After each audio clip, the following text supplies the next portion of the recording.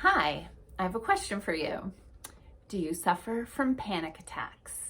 It's a really common thing, unfortunately, and I am going to give you some information today that you may be surprised to learn, excuse me, could be a trigger for some panic attacks. So my name is Dr. Patty Barch, and I'm a traditional naturopath and the founder of Naturally Unbridled Wellness.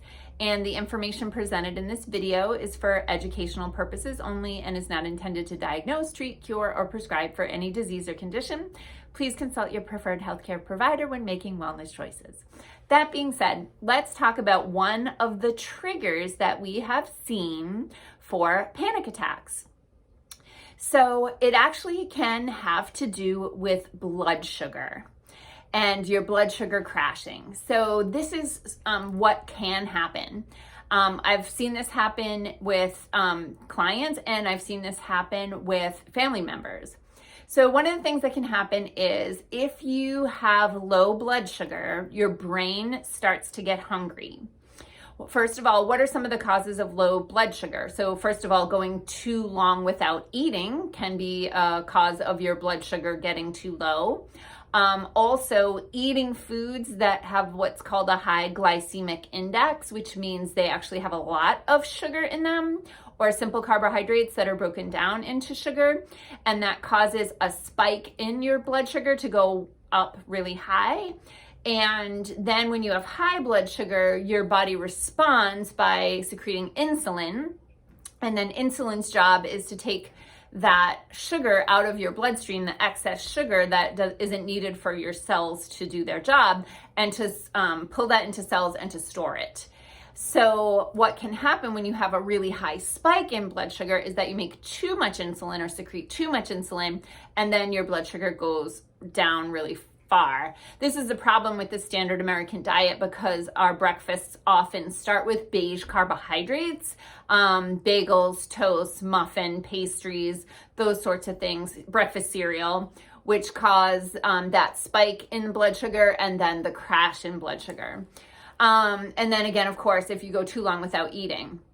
So there's a form of this that can actually happen during the night as well. So if you skip dinner, have too small a dinner, or have a high carbohydrate dinner, or ice cream or other sweet snacks after dinner, what can happen is while you're sleeping, your blood sugar gets too low. Now, let's talk about when your blood sugar gets too low, what happens. So your brain is always working. Even when you're sleeping, your brain needs energy to run all of the systems of your body. It has to keep you breathing. It has to keep digesting, cellular repair, all of the functions of your body are, the control center is your brain. And so your brain needs energy 24/7. If your brain gets hungry, it knows where you hide the food. You hide the food in your liver. And so in order for your brain to access the stored energy that's in your liver, it puts you into fight or flight.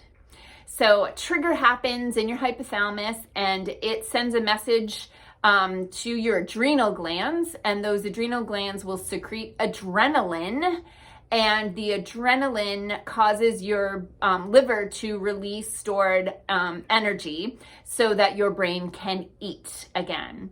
So I'll hear this from people who tell me, like, I wake up suddenly in the night and I can't fall back asleep. Well, you can't fall back asleep because now you have adrenaline and sugar in your bloodstream. And so that's not conducive to rest. And you've also been put into fight or flight mode, which is the opposite of rest and digest mode. So that's one of the things that can happen is when you're sleeping, you go into a fight or flight stage, and then you can't fall back asleep because you're in fight or flight and you have adrenaline and sugar in your bloodstream. But if that happens during waking hours, that can feel like a panic attack. It's a trigger for fight or flight. Your brain is just desperate for sugar, for energy, and it's doing the thing that it knows how to do, which is to access the stored energy in your liver by activating your adrenal glands, which are your stress glands. So one of the ways you can improve your ability to sleep through the night is to eat a small amount of fat or healthy protein before going to bed, so that those things can be digested and metabolized slowly through the night to keep your blood sugar more stable. Avoiding those high carbohydrate dinners and after dinner treats, and then for during the day, making sure that you are eating breakfast that consists of high quality fats and proteins with complex carbohydrates, versus having that simple carbohydrate beige breakfast that many people have. So if you're the type of person who suffers from onset of panic attacks or suddenly waking up in the night and not being able to fall back asleep, just do a food journal and take a look at the types of foods that you're eating.